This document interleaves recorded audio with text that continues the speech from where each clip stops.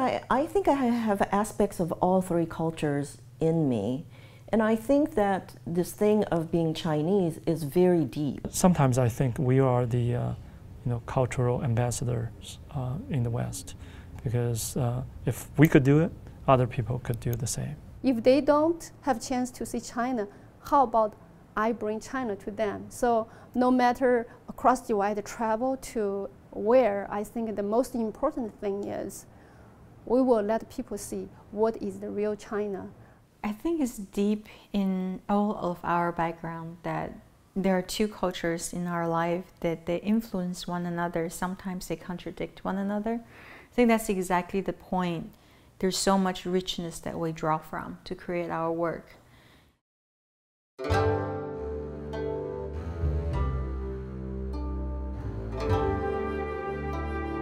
Across divide in English is only 3 words. Okay, it's simple, direct. It's much more symbolic in describing our position, as immigrants, as a group with a particular ethnic background, in a society that was increasingly multicultural. I think it has this kind of symbolic meaning, and it's forceful and assertive when we adopt this name. We started collecting the knowing friends who are teachers in the United States.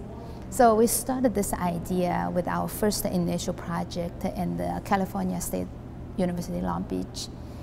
Then we are shifted, have a group exhibit, have a conference following in the University of Wisconsin, Whitewater. And then we have it this time. So I think the organization is a very open, flexible, and volunteer basis. So it's nice. I was actually reflecting on my own experience from Chinese artist professor to, working in the United States for more than 10 years. It's long enough to reflect. And here I hear there are other people just like me, with deep roots in Chinese culture and live in a Western, life. And so I went to Long Beach. We had the show, symposium. I forgot how many people, maybe 13, maybe more, yeah. It was just wonderful. Through organized activities, such as exhibitions or symposiums, so we can share our experience in teaching and in the creative studio work. And also, from coming together, we will see the interests that we all share. And this organization is also advocate for our identity, in a very multicultural society.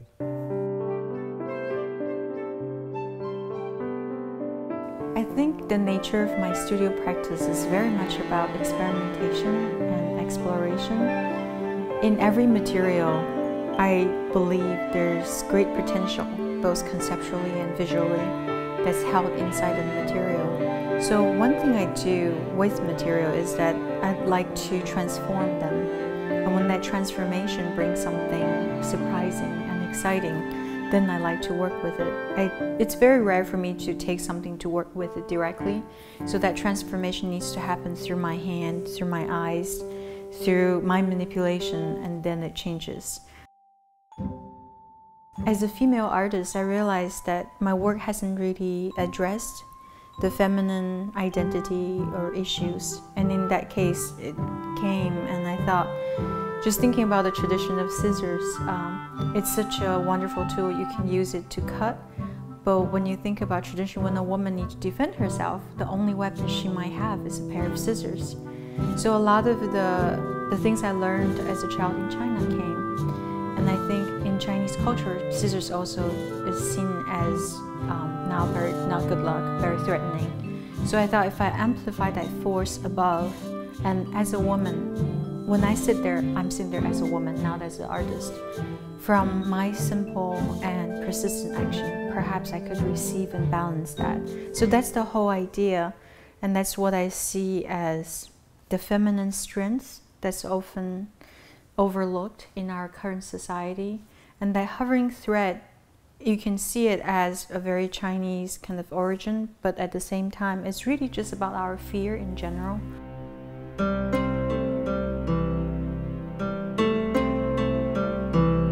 My paintings, as kind of intricate as they are created through the process. I don't plan anything out, so that I basically, when I start, I don't know what I'm going to do. And the pleasure of doing the painting is discovering what it is going to turn into. It's almost like having a child, you know, like you give birth to a child, you don't know what kind of personality, and then pretty soon they begin to show who they are. And of course you have to kind of go along with who they are. You can't impose your own will on them, that doesn't work. And I think it's the same with artwork. So it's a little bit of a dialogue, and I live for the surprises. I basically will not stop on a painting until it gets to a point where I see something I have not seen before. I actually think that patterning and ornamentation has a lot of meaning. I think that it is, if you look at nature, in all of its microcosmic and macrocosmic formations, it's all made up of small units and patterning. And therefore I feel like patterning, like if you go look at a garden, it's just patterning, it's just repetition of the same thing. And that somehow we connect to that very directly through our nervous system. And I feel that patterning is as able to evoke emotion in people as, you know, a picture of a person can. The cultural significance, the importance of Chinese art, you know, not only in China, not only in Asia, but also in the rest of the world is pretty evident. It's becoming a fairly strong movement and fairly strong artistic force throughout the world. It's becoming really very important. And there's a lot of traditional but also contemporary issues that are being explored in Chinese art, and I think it's just another way of sort of beginning to look at the culture of China, beginning to look at the history of China and try to understand, try to come to some sort of better understanding about China itself, not only the culture but also the history, the politics, the social aspect, everything, the media, everything that's happening in China now. So I was really excited about seeing what would be possible by bringing Chinese artists in an exhibition and really exploring that subject.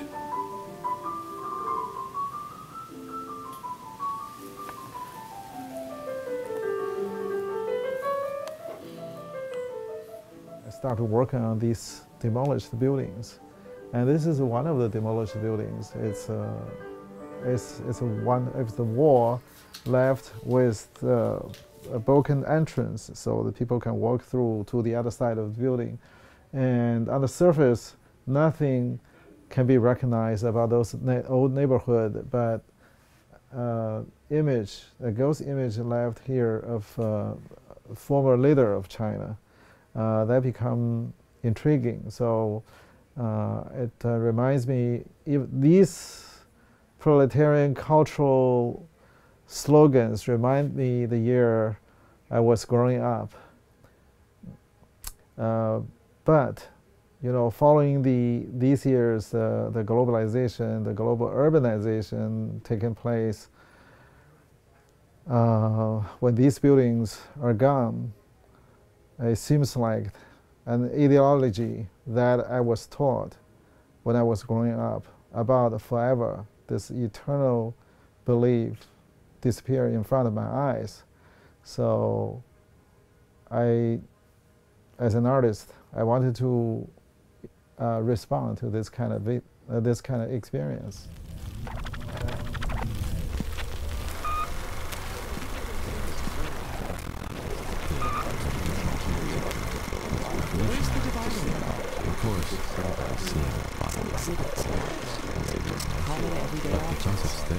I used a very tranquil and quiet, calm setting, and myself sitting, meditating in this very spacious, space, and the background image was the, nothing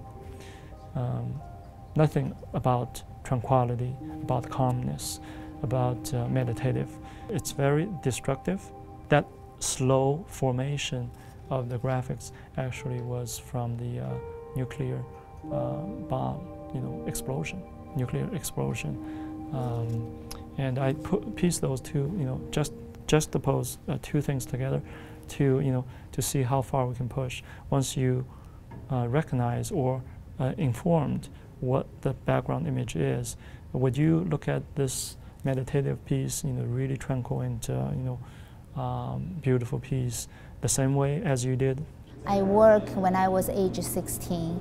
So to me, it's a very horrible working experience because the jade carving, you have to put your hands in the cold water.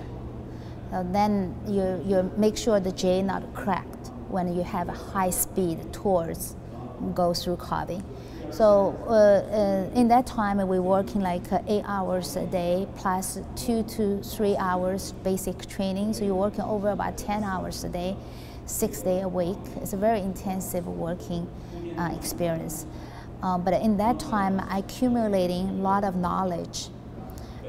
Since I totally shift to the Western art making world, I totally forgot my earlier experience. But interesting is when I started to make art after I graduated from a graduate program, I do not have anything in my mind. I just want to make art and make something I like to make. So I started with the body of just a monochromatic black-white drawing. Interesting is all the image, all these language I use on the drawing is very much close associated with my jade carving experiences.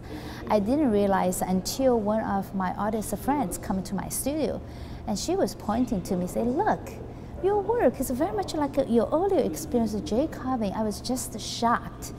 Just looking at my art and thinking about it, it does influence a lot because I feel, if you talk about art is a reflection of the culture. And I think personally, I like to delve into the past, and especially I feel connected to the past. My work tends to deal with connection between generations. I think Confucius really emphasized that, so I think it's influenced me directly in that sense. So in my work, I tend to deal with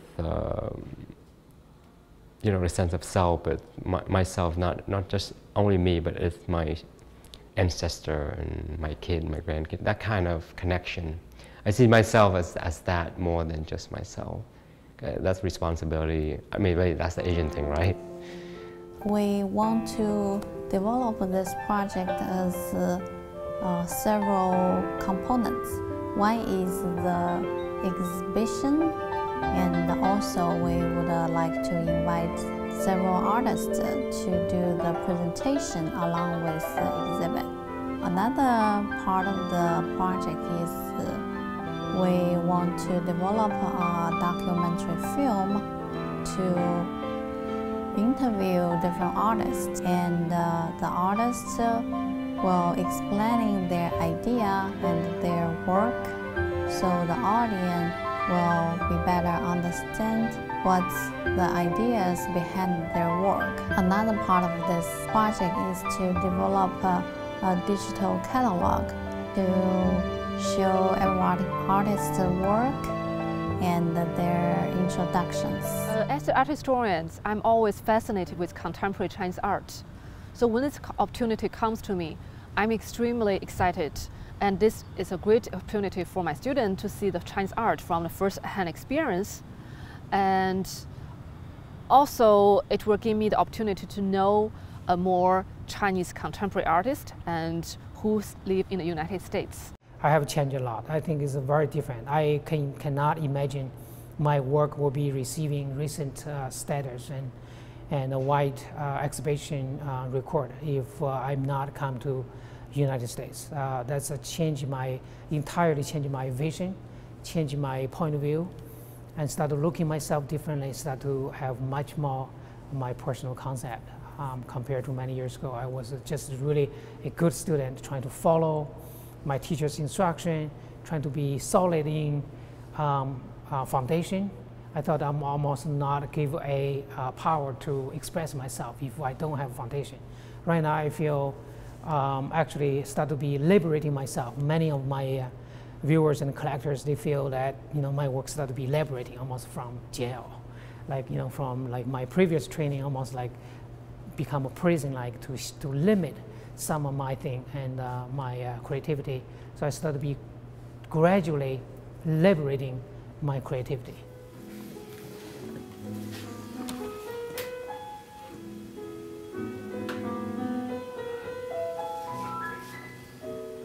I didn't have that much education due to the Cultural Revolution because all schools shut down. Even though when the school reopened, but it was every day it's about studying Chairman Mao's quotation about the Cultural Revolution's policy. I had virtually no education. So when I worked in the countryside, I didn't feel that I have a future. One day my mother said, wait at home. Someone is coming here, to pick you up, to introduce you to a teacher. So I was waiting there, and this person came, knocked the door, and introduced him to me. So we rode bicycle to Chinese Fine Art Gallery, 中国美术馆. And then there is a young man is coming down, and he's Chen Yifei. Chen Yifei at that time was only 26 years old. And then he took us in. When I went into the Chinese art gallery, and I see all the large paintings on the floor there, and the artist, was sitting there and preparing for this exhibition. And then I thought about, this is what I want to do.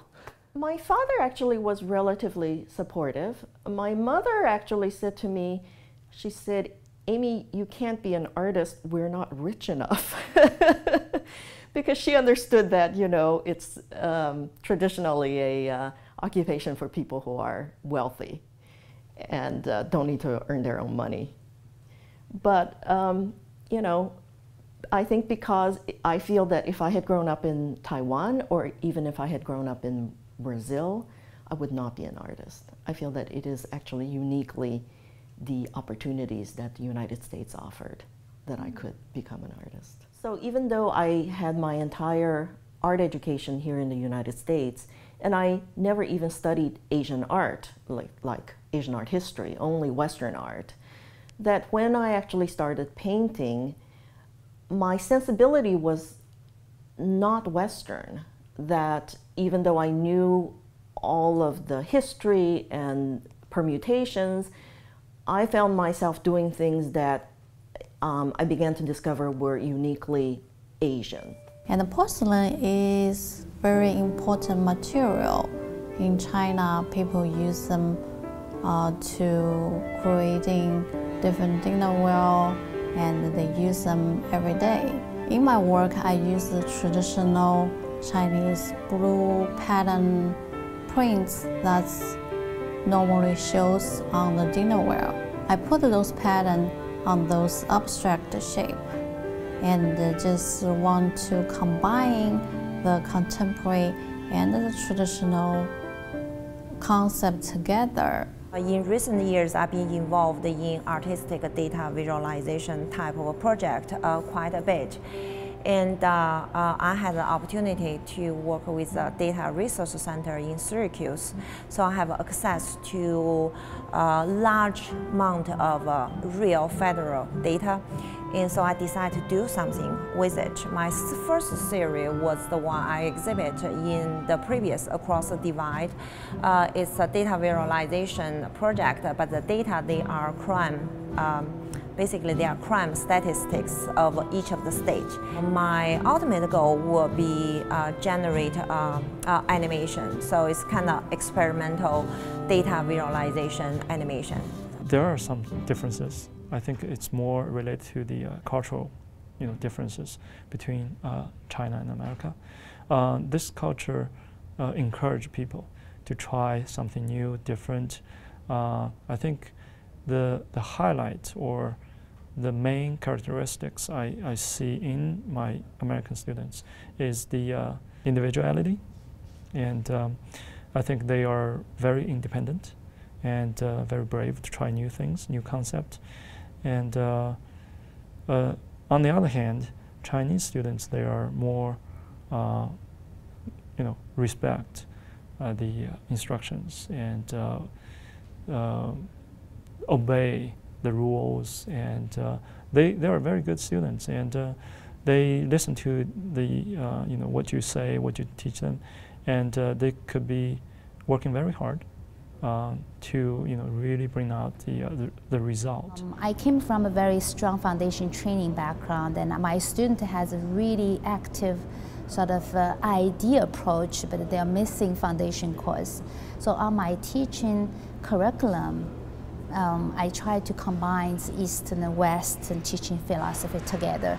And I try to combine with a very disciplinary foundation training, then also give them enough space and freedom to expand their idea. So to me, I think a concept and a technical skill is two inseparable components. Students should have both. You do not criticize student work that harshly, which at the very beginning, it took me a little while to get used to, because in China it's completely different. In China, people, your professor is always very critical of your work. If you get an okay, then that's like great. But here in America, if you say somebody's work is okay, it's like, okay, that person gonna get mad at you. I feel that as a teacher, it's very important to be a working artist. I feel that teachers who kind of leave their art but continue teaching are not as good as the teachers who are still involved. They don't bring as much to the classroom. They themselves don't have that connection and passion anymore. So, I accept the fact that I have 2 full-time jobs. I just accept that. As art professor coming from Chinese origin, I feel like we have a lot more to offer because we come from a different cultural background. We went through this cross-cultural experience, and those are perspectives that's really useful and meaningful for our students, especially looking at the current time. The population in all universities are becoming more and more diverse. A lot of students travel from different parts of the world, and I feel like we understand them more, therefore we can provide more support and guidance for their creative process. As we are a teacher, it's like we are setting up like a role model, right? If we care what the Chinese culture, influence we have, and care about it, and want to understand how that bring us into a very different kind of realm in terms of creative practice, because of dual culture background. I think by doing so, recognize this unique community that would influence our students that to value and respect our roots. I think it's really exciting. I appreciate all the different views, all the different types of media used by the artists in the exhibition, because I think they're really expressing a lot of their own identity as Chinese artists, but also as human beings who are living, between the 2 cultures. Really, they have this background in China, but they're also experiencing this American culture, which is quite a bit different sometimes. There are some similarities, but it's such a variety and diverse sense of cultural identity and this sort of cultural experience that I think what's really exciting about the exhibition is seeing how their own traditions, their own understandings of their own culture, and then sort of creating that to be understood, or creating it so that it can be understood by an American audience. I think that's a great possibility for us. In my school, actually, we cannot say it's very open mind. We live in Wisconsin, majority people are white. So the show does make a very good feedback. First is the people start to believe we do have contemporary art. Because when we talk about Chinese art, they always think about, brush painting and green, blue mountain, like a kind of painting or calligraphy. They don't realize we have contemporary art and contemporary Chinese art. So I think cross-divide is kind of a way to bring this concept to the audience. So if you come here, you really should be prepared. Many years of the hard working and research for yourself, learning, like observing as a sponge to the new information and technology. And I think eventually whatever you have made the effort will be repaid back to you, and you will be happy because you become a creative person. First, don't expect the US to be super modern. When I first got here, I feel, oh, the building looks so much older than buildings in China. So also be prepared to have a kind of lonely life, and you will not find so many friends just immediately as the way you have in China. And next is to find the good advisor, and also at the same time be in charge of your own life. It's something, and you really can benefit when you had a chance to work with the Western educator, teachers. So I really encourage people who are be able to come. Definitely, it's a great experience for their life. And if you really love art, you should pursue it, and you have to persevere. And you probably have to accept the fact that you're going to have, for the level of education you are probably going to have, your income will not be equal to that, relatively speaking. But your life will be, but that won't matter to you if you're passionate about what you do. You know, your life will be rich in other ways, and money isn't everything. Because ultimately you live in one culture and you see things have to be done this way, and also you move to another culture, things have been done completely different, and it's acceptable and it's okay. So it makes you realize that there's really no absolute, because let's say you grew up in a Buddhist country and all your life you think, you know, Buddha, save everybody, take care of everybody. Also you came to this Western country, most were Christian, and they have the same belief in something totally different. And now suddenly you question Buddhism, you question Christian, is that real? So you just tend to question everything, and nothing, make you realize that nothing's absolute. I would call it bridging the cultural difference instead of trying to point to how different we are. And I do think in my creative work, I'm more and more attracted to that. I think at the very beginning, of course, we're first looking at the difference. But at this stage, I see that it's so much more meaningful to talk about, you think we're different, we're not that different. I mean, I know I'll always be Chinese. It doesn't matter what citizenship I have because it's in my bones. What I learned from this project, if your project, the idea is good, it's really, you know, solid and substantial, you know, and you let it go if you concentrate on that, and you cannot really worry about your own personal interests that much. And you put yourself into that, and other people see, and they will give you their support.